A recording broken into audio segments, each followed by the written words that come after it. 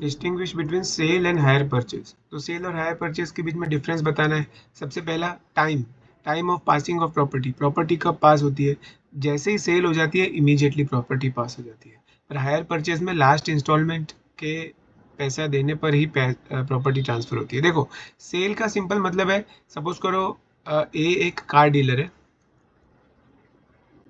और बी को car bye करनी थी और कार का पैसा था 10 लाख रुपया।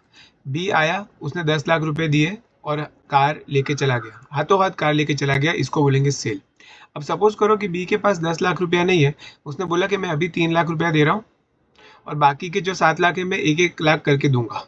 ठीक है, मतलब कि 1 लाख करके 7 टाइम्स देगा, टोटल मिला के 10 लाख हो जाएगा।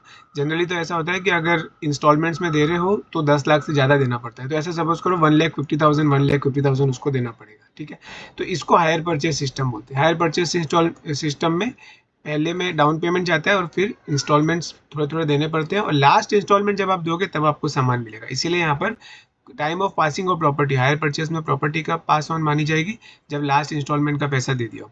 Position of the property, property किसकी होती है तो ओनर की होती है। सेल जैसे ही हो गया, यहाँ पर जैसे सेल हो गया तो बी की प्रॉपर्टी हो गई।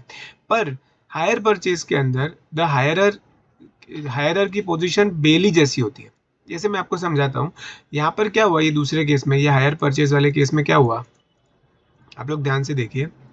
जैसे ही बी ने 3 लाख रुपए दिए होंगे, उसको गाड़ी मिल गई होगी। जैसे ही बी ने 3 लाख रुपए दिए होंगे, उसको गाड़ी मिल गई होगी, पर क्या वो गाड़ी का ओनर बन गया? नहीं। अगर कल को वो पैसे वापस नहीं दे पाया और भी 1,50,000 1,50,000 के 7 इंस्टॉलमेंट देने थे, अगर वो पैसे नहीं दे पाया तो ये गाड़ी वापस कौन ले जाएगा? ए ले जाएगा। तो इसका मतलब कि बी के पास में ये गाड़ी एक टाइप से बेलमेंट के नेचर पे है। बी इज अ बेली, इसीलिए हायर परचेज में हायरर को बेली की जैसे ट्रीट किया जाता है। टर्मिनेशन ऑफ कॉन्ट्रैक्ट, टर्मिनेशन मतलब कि कैंसिल कर देना। ठीक है ना, कॉन्ट्रैक्ट को रद्द कर देना, कॉन्ट्रैक्ट को रद्द कर देना।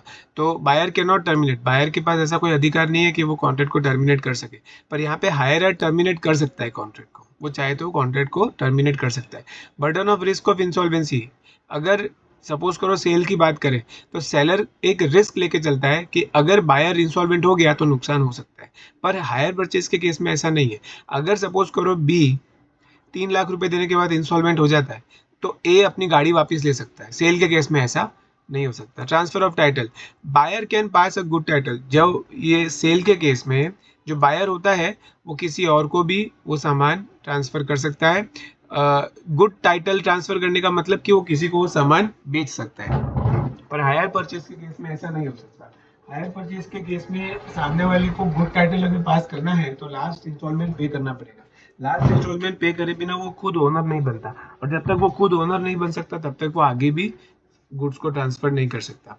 Resale, buyer in a sale can resell the goods, same to same बात ये है कि बायर चाहे, जैसे कि यहाँ पर बायर कौन था? बी, तो जैसे ही बायर ने इस गुड्स को खरीदा है वो चाहे तो किसी और को भी बेच सकता है। पर हायर परचेज के केस में जब तक लास्ट इंस्टॉलमेंट नहीं पे कर दिया जाए तब तक जो हायरर है वो आगे गुड्स को बेच नहीं सकता। ठीक है ना। देखो ट्रांसफर ऑफ टाइटल और रीसेल में बेसिकली मतलब यही है कि ट्रांसफर ऑफ टाइटल में आप सपोज करो किसी को पोजेशन नहीं दे रहे हो। देखो पोजेशन देना अलग चीज होती है और किसी को ओनरशिप देना अलग चीज होती है। ट्रांसफर ऑफ टाइटल मतलब कि सपोज करो कि आपके पास में कोई सामान है, सामान अभी भी आपके पास में ही है, पर आपने किसी और को बोल दिया कि जे आपसे आज से इस सामान के मालिक आप हो, ऐसा आपने बोल दिया तो आपने टाइटल ट्रांसफर कर दिया। रीसेल करने का तो सिंपल मतलब यह है कि आपने उस चीज को बाय किया और आपने किसी और को बेच दिया। ठीक है, सिंपल है, दोनों का मतलब लगभग सेम सेम ही है। देखो 6 मार्क का क्वेश्चन है, 6 पॉइंट्स है, इसको बढ़िया से आप लर्न करके जाओ, एग्जाम का बहुत ही हॉट फेवरेट क्वेश्चन है। ठीक है ना, चलिए इसका स्टैंडर्ड आंसर भी आप लोग देख लीजिएगा, वैसे तो यही स्टैंडर्ड आंसर है इसका।